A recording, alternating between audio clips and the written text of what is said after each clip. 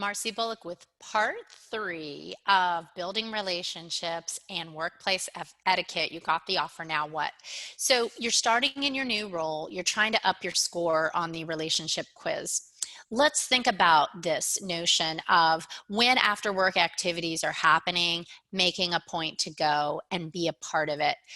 Risking and creating an authentic environment, that means being 100% you. And when I say risk, it means being vulnerable and talking about things that are hard, as I'll get to in just a moment. Also, in developing relationships, stories are a great way to emotionally transport people and to dissolve boundaries. So, when you're listening in your conversations and you're asking questions, there'll be opportunities for you to share some of your stories. Maybe, what did you do over your last break? Maybe, what are your hobbies?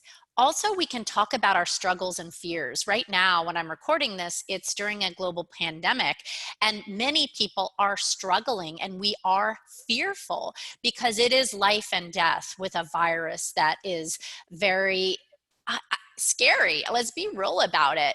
And we can bond with each other by talking about these things together. And finally, be charming, be yourself, show your unique winning traits. That means some people might not like you, and it's okay if they don't like you. So here's the first part. I love the book by Keith Ferrazzi, and it's called Never Eat Alone. He talks about this notion of generosity, which is helping others succeed, always thinking about how you can give more than you get. So when you're in a conversation, you're really paying attention. And then later you share some information with that individual you met that you think would really be beneficial to them. That's giving, that's being generous to someone. The fact that you remembered something that was important to them. An example of this would be when I was meeting with an employer at a science company, and I just in passing mentioned that I knew a family member who was looking for an internship. Later, when an internship came about, he reached out to me and said, "Oh, I thought about this for your family member. Can I talk to you a little bit more about it?" Move to profound sharing. So Keith Ferrazzi in his book would argue that you should go to where it is a little bit sticky and uncomfortable. In other words, he was sitting around a table with people and shared that he was going through a divorce, and everyone at the table was, "Oh my goodness, you must be going through a really hard time right now." Now, be careful that you don't give too much information, but the profound sharing is really what helps to bond relationships. Give others the satisfaction of helping you means that if you need advice, you let others be generous enough to share it with you. So if you were to reach out to an employer who's in a field you aspire to enter and ask for an informational interview and they said, "Yeah, I'd be happy to talk to you," that makes that person feel good about helping you. They remember what it was like to be in your seat. I know that sounds counterintuitive, that it's generous to let people help you, but it does. When you help other people, you know how you feel. If someone asks for your counsel, your shoulders get broad, your chest puffs out a little bit. So it's really gratifying to share your expertise. So ask other people for their expertise. Try it, try it. Ask questions, really care. They care what you know when they know that you care. So that's something you have to let percolate for a minute. It's a real gift to make people feel like they're the only one in the room. And when you are generous with other people, in Never Eat Alone, Farazi argues that you have the freedom to be vulnerable and candid. So vulnerability is the other part of relationship building, which means letting your guard down. Let's be real. We all are going on the struggle bus together. Let's talk about it. Let's mutually bond on it. Let go of the pressure valve. We all have a primary question. What is yours? What is driving your emotion, all of your actions? What is really defining your identity if you were to think of a primary question? It could be, why am I a victim? Why do bad things happen to me? It could be, have I achieved enough if you're a perfectionist mentality? But ponder on that. And if you are ready to be vulnerable, and Brene Brown has a TED Talk on vulnerability, which is amazing, I would recommend listening to that when you feel ready for it. You can then look at how you can share your primary question with other people.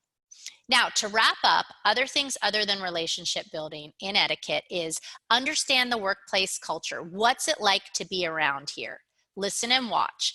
Pay attention to the mission of the organization. Listen to the goals that are talked about and the philosophies, the values, the norms, all of the things around the work ethic of what people expect. Understand that.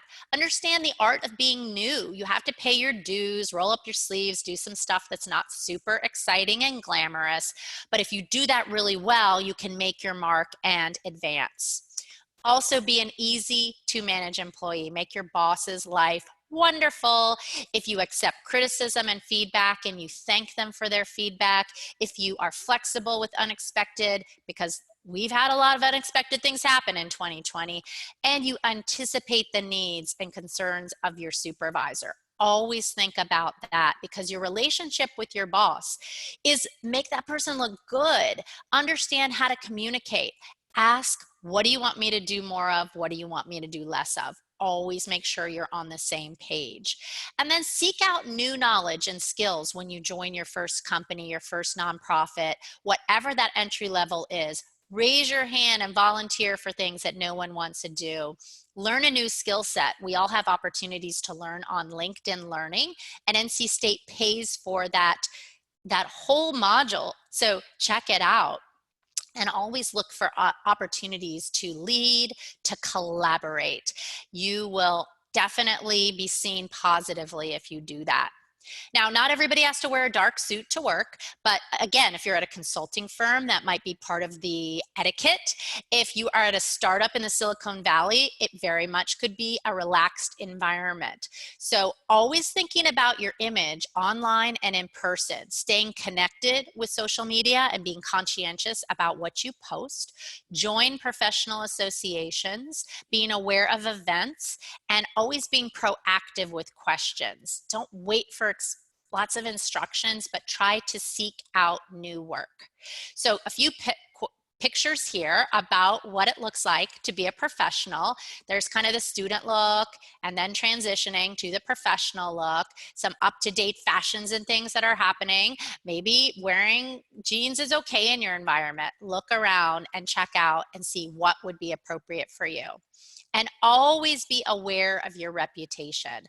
I'm going to let you take a look at these 7 things that you want to avoid. I'm not going to read them out loud, but feel free to pause if you want to remind yourself. It seems so common sense, but honestly, people make these mistakes all the time. You want to avoid politics. Life is high school. So the brown nosing, the email wars, the taking credit, things that could be intimate relationships, gossiping, just remembering to always avoid these things in the workplace. And just on the positive side, get to know your coworkers, share recognition with them, recognize them. Maybe don't steal the recognition, but offer to recognize people that have helped you at any time. And dear future, at this point, you are ready.